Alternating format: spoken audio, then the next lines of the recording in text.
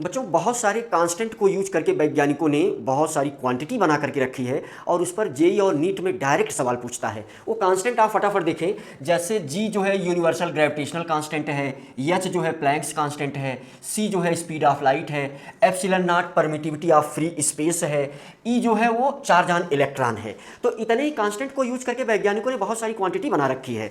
अब देखिए एक क्वांटिटी है बारकोड ऑफ यूनिवर्स, ये क्या आता है, एक नंबर आता है, इसकी वैल्यू होती है 137। इसका फार्मूला क्या बनकर के आता है, E² epsilon not H C.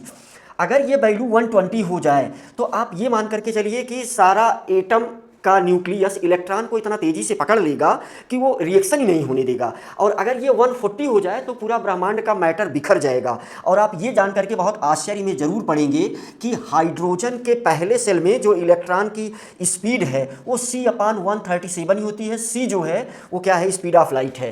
तो जैसे और एक दूसरा प्लैंक्स लेंथ है, इसका फार्मूला देखो इस प्रकार से, प्लैंक्स लेंथ है तो ये वो डिस्टेंस है जिसको अगर हमें देखना है तो फिर इतनी ज़्यादा लाइट की आवश्यकता पड़ेगी कि वहाँ ब्लैक होल क्रिएट होने लगेगा। और जैसे हम किसी फोटो को जूम करते हैं तो हमें ये चौकोर चौकोर दिखता है, ऐसे ही हम नेचर में बनाए, ये नेचर ने बनाया है इस डिस्टेंस को।